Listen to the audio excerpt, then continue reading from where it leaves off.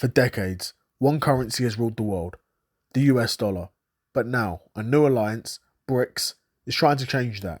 Brazil, Russia, India, China, South Africa, and now others lining up to join. They say they want a new global currency, one that's fairer, freer, and independent of the US. So what if they based it off Bitcoin, the first currency no government can control? Could BRICS use Bitcoin to challenge the dollar, or would it destroy them from within?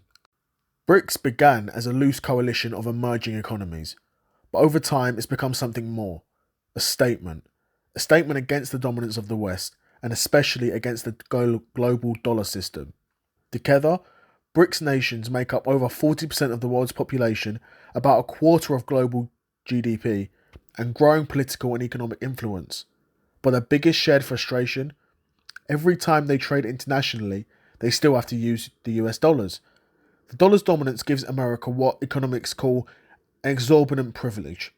It means the US can print what the world must use and sanction those who don't.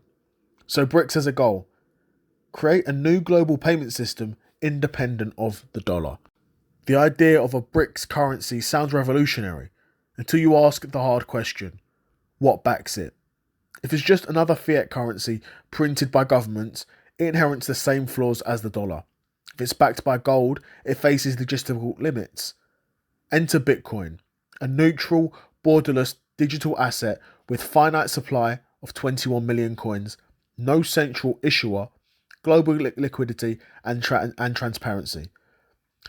For nations tired of being at the mercy of Western finance, Bitcoin looks like the perfect foundation for independence. Imagine a BRICS reserve currency, partially backed by Bitcoin, where nations settle trade in a currency pegged to something outside of any government's control. That will be a direct challenge to the US's led financial system. So let's break it down. Firstly, independence from Western control. Bitcoin can't be sanctioned, frozen, or manipulated by a single nation. And that's vital for countries like Russia and China, which have already faced financial restrictions from the West. Secondly, transparency and trust. Every transaction is recorded on a public blockchain. For an alliance of countries that don't fully trust each other, that really does matter. Thirdly, hedge against inflation. Unlike fiat money, Bitcoin supply is fixed. That makes it a potential hedge against reckless monetary expansion, something all major economies have been guilty of since 2020. And last, but certainly not least, symbolism. A Bitcoin-backed BRICS currency would be more than economic. It'd be ideological, a statement that says we're building a financial system that belongs to no one and everyone. But before we get carried away, let's be honest. There are some major challenges. Firstly, volatility. Bitcoin's price can move 5 to 10% in a single day, and that's a nightmare for trade settlements. You can't invoice an oil shipment if your reserve asset swings that much overnight. Secondly, liquidity and scale. Global trade volumes run at tens of trillions. Bitcoin's total market cap, even at its peak, was around 1 trillion. That's small compared to the scale needed to back global trade.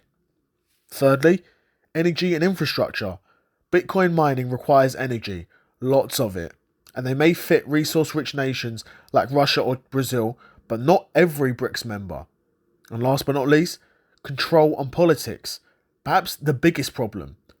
No single government can control Bitcoin, and that's exactly what governments hate about it. Would China, India, or Russia really want to share power with a system that they can't manipulate?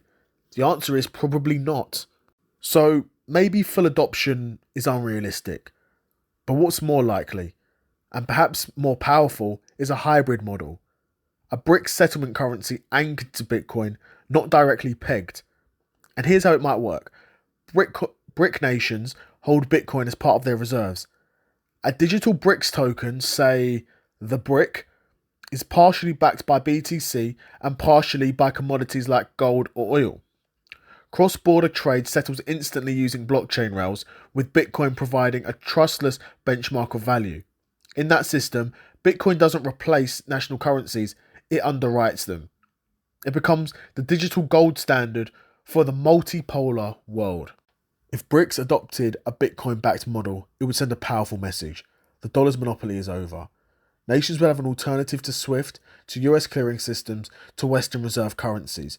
That doesn't necessarily mean the dollar dies, but it means it loses its exclusive privilege. It also legitimizes Bitcoin globally, not as a retail investment, but as a strategic reserve asset. In the same way gold backed the old world, Bitcoin could quietly back the next. But the West wouldn't just sit by. Expect regulatory crackdowns, digital currency competition, and global tension over who controls the new rails of money. Because whoever controls the money controls the world. Bitcoin was born as a protest, a rebellion against the failures of centralized finance. But as the world fractures, it's being pulled into geopolitics, not as a currency for individuals, but as a reserve for nations. If BRICS ever uses Bitcoin to back their system, it won't just change who holds the power, it will redefine what power even means. Because in a world built on trust, Bitcoin is the first system that doesn't even need any. Bitcoin could become the next gold standard.